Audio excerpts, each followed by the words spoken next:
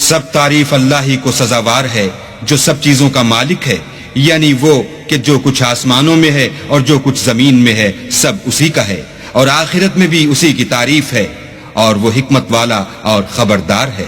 جو کچھ زمین میں داخل ہوتا ہے اور جو اس میں سے نکلتا ہے اور جو آسمان سے اترتا ہے اور جو اس پر چڑھتا ہے سب اس کو معلوم ہے، اور وہ مہربان اور بخشنے والا ہے۔ اور کافر کہتے ہیں کہ قیامت کی گھڑی ہم پر نہیں آئے گی۔ کہہ دو کیوں نہیں آئے گی، میرے پروردگار کی قسم وہ تم پر ضرور آ کر رہے گی۔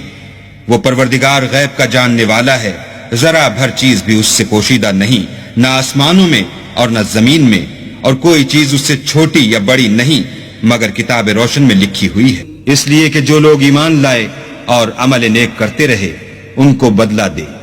یہی ہیں جن کے لیے بخشش اور عزت کی روزی ہے، اور جنہوں نے ہماری آیتوں میں کوشش کی کہ ہمیں ہرا دیں ان کے لیے سخت درد دینے والے عذاب کی سزا ہے۔ اور جن لوگوں کو علم دیا گیا ہے وہ جانتے ہیں کہ جو قرآن تمہارے پروردگار کی طرف سے تم پر نازل ہوا ہے وہ حق ہے، اور خدائے غالب اور سزاوار تعریف کا رستہ بتاتا ہے۔ اور کافر کہتے ہیں کہ بھلا ہم تمہیں ایسا آدمی بتائیں جو تمہیں خبر دیتا ہے کہ جب تم مر کر بالکل پارا پارا ہو جاؤ گے تو نئے سرے سے پیدا ہوگے، یا تو اس نے اللہ پر جھوٹ باندھ لیا ہے یا اسے جنون ہے۔ بات یہ ہے کہ جو لوگ آخرت پر ایمان نہیں رکھتے وہ آفت اور پرلے درجے کی گمراہی میں مبتلا ہیں۔ کیا انہوں نے اس کو نہیں دیکھا جو ان کے آگے اور پیچھے ہے، یعنی آسمان اور زمین؟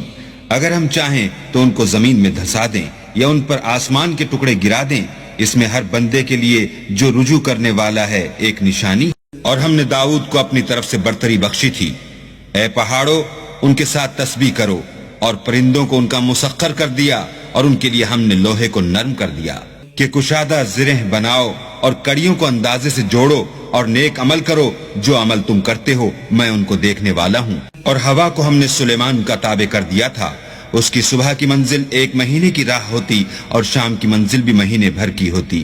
اور ان کے لیے ہم نے تانبے کا چشمہ بہا دیا تھا، اور جنوں میں سے ایسے تھے جو ان کے پروردگار کے حکم سے ان کے آگے کام کرتے تھے، اور جو کوئی ان میں سے ہمارے حکم سے پھرے گا اس کو ہم جہنم کی آگ کا مزہ چکھائیں گے۔ وہ جو چاہتے یہ ان کے لیے بناتے، یعنی قلعے اور مجسمے اور بڑے بڑے لگن جیسے تالاب اور دیگیں جو ایک ہی جگہ رکھی رہیں۔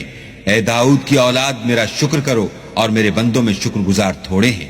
اہل سبا کے لیے ان کے مقام بود و باش میں ایک نشانی تھی، یعنی 2 باغ، ایک داہنی طرف اور ایک بائیں طرف۔ اپنے پروردگار کا رزق کھاؤ اور اس کا شکر کرو، یہاں تمہارے رہنے کو یہ پاکیزہ شہر ہے، اور وہاں بخشنے کو خدائے غفار۔ تو انہوں نے شکر گزاری سے منہ پھیر لیا، بس ہم نے ان پر زور کا سیلاب چھوڑ دیا، اور انہیں ان کے باغوں کے بدلے 2 ایسے باغ دیے جن کے میوے بدمزہ تھے، اور جن میں کچھ تو جھاؤ تھا اور تھوڑی سی بیریاں۔ یہ ہم نے ان کی ناشکری کی ان کو سزا دی، اور ہم سزا ناشکرے ہی کو دیا کرتے ہیں۔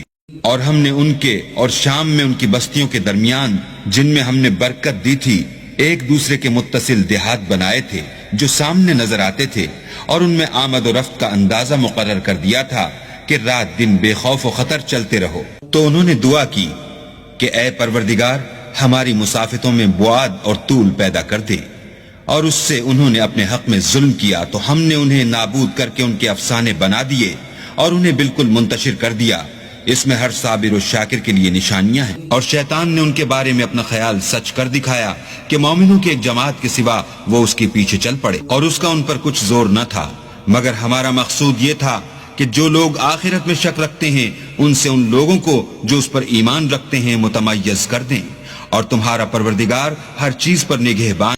کہہ دو کہ جن کو تم اللہ کے سوا معبود خیال کرتے ہو ان کو بلاؤ، وہ آسمانوں اور زمین میں ذرا بھر چیز کے بھی مالک نہیں ہیں، اور نہ ان میں ان کی شرکت ہے، اور نہ ان میں سے کوئی اللہ کا مددگار ہے، اور اللہ کے ہاں کسی کے لیے سفارش فائدہ نہ دے گی مگر اس کے لیے جس کے بارے میں وہ اجازت بخشے، یہاں تک کہ جب ان کے دلوں سے اجتراب دور کر دیا جائے گا تو کہیں گے کہ تمہارے پروردگار نے کیا فرمایا ہے؟ فرشتے کہیں گے کہ حق فرمایا ہے، اور وہ عالی رتبہ اور گرامی قدر ہے۔ پوچھو کہ تم کو آسمانوں اور زمین سے کون رزق دیتا ہے؟